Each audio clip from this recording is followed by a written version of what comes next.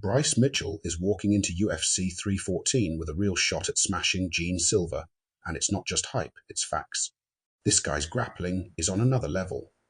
He's got 17 wins, and 10 of those came by submission. That's over half his victories locked up with chokes or joint breaks. He's not just good, he's a nightmare on the ground. Look at his past. He tapped out Matt Sales with a twister, a move so rare it's basically a unicorn in the UFC. That alone shows he can finish guys in ways most fighters can't even dream of. Silva's never seen anything like this. Now Mitchell's submitted dudes who are either just like Silva or flat out better. Take Edson Barboza. This man's a legend, a striker with kicks that can take your head off. When Mitchell faced him, Barboza was ranked and dangerous, way more polished than Silva is today. Mitchell didn't care. He took Barboza down, controlled him, and won a clear unanimous decision. Barboza landed some shots, sure, but Mitchell's grappling shut him down. 3 rounds of domination. Silva's striking might be sharp, but it's not on Barboza's level, and Mitchell already proved he can handle that. Then there's Dan Ige. This win is huge for Mitchell's case. Ige was a ranked featherweight, sitting higher than Silva ever has. Mitchell beat him by unanimous decision, showing he can hang with top-tier guys. Ige is no slouch, he's got power, speed, and a granite chin. Mitchell didn't just survive, he outworked him for 15 minutes. Took him down, grinded him out, and left no doubt. Ige is a tougher test than Silva, and Mitchell passed with flying colours. That's not luck, that's skill. Jean Silva's got way too much hype swirling around him, and it's time to cut through the noise. People are acting like he's the next big thing in the UFC, but the truth is, it's a lot of hot air built on shaky ground. Yeah, he's 15-2 in his whole career. Sounds nice, right? But that's not his UFC record. That's his entire pro run, scraping through regional fights and smaller shows. In the UFC, he's only got 4 fights under his belt, and let's be real, he's been fed a buffet of low-level guys. The hype doesn't match the resume. Look at who he's beaten in the UFC. First up, Weston Wilson, 4-9 overall, 0-2 in the UFC. Guy's a punching bag with a losing record everywhere. Then Charles Jourdain, 15, 8-1 overall, 6-7 in the UFC. Jourdain's tough, but he's a 500 fighter in the octagon, not exactly a scalp to brag about. Next, Drew Dober, 29-13, 1 overall, 12-9 in the UFC. Dober's got name value, sure, but he's been around forever and was 1-3 in his last 4 before Silva got him. Finally, Melsik Bagdasaryan, 8-3 overall, 3-2 in the UFC. Decent striker, but he's no world beater. These aren't elite wins.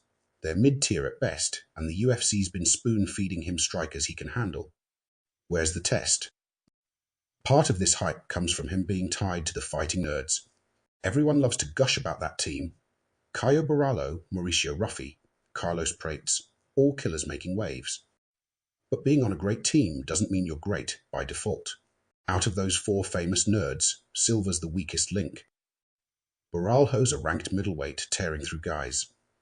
Ruffi's a highlight machine with insane potential. Prates is knocking heads off left and right. Silva. He's at the bottom of that pack, racking up wins against nobodies while the others climb higher. Team shine doesn't rub off that easy. The record's another trick. That 15-2 looks shiny until you dig into it. Most of those wins came outside the UFC, against guys who wouldn't even sniff the octagon.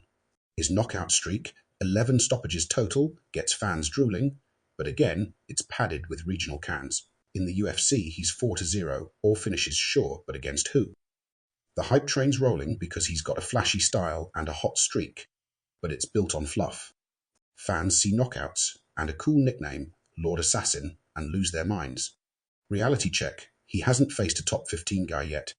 He's untested against real grapplers or elite strikers. The UFC's protecting him, and people are buying the illusion. Social media doesn't help either. Every time Silva lands a punch, X lights up with future champ nonsense. He's got that wild energy, that Street Fighter vibe, and it sells. But hype's cheap. It's just noise until he proves it against someone who matters. Right now, he's a guy with a good start, a decent team, and a lot of cheerleaders. That's it. The hype's outpacing the substance by a mile. Mitchell's losses get brought up a lot, But check who beat him: Josh Emmett and Ilia Topuria. Emmett's a savage with one-punch knockout power, ranked higher than Silva when they fought. Topuria, he's a champ miles ahead of Silva in every way. Those two are elite, and Silva's not there yet. Mitchell's losses don't mean he's weak. They mean he's faced the best and still comes back swinging. Silva's not on that level. Mitchell's got the edge here with his ground game, and that's what's going to make the difference. Deixa eu te falar uma coisa. Deus, I can do all things with Christ who strengtheneth me. I don't believe in myself. I believe in the power of Christ that lives within my heart. You have Lord on your chest. I have the Lord within my heart. We'll see who wins. All right, who's got the next question? Last question, Patricio.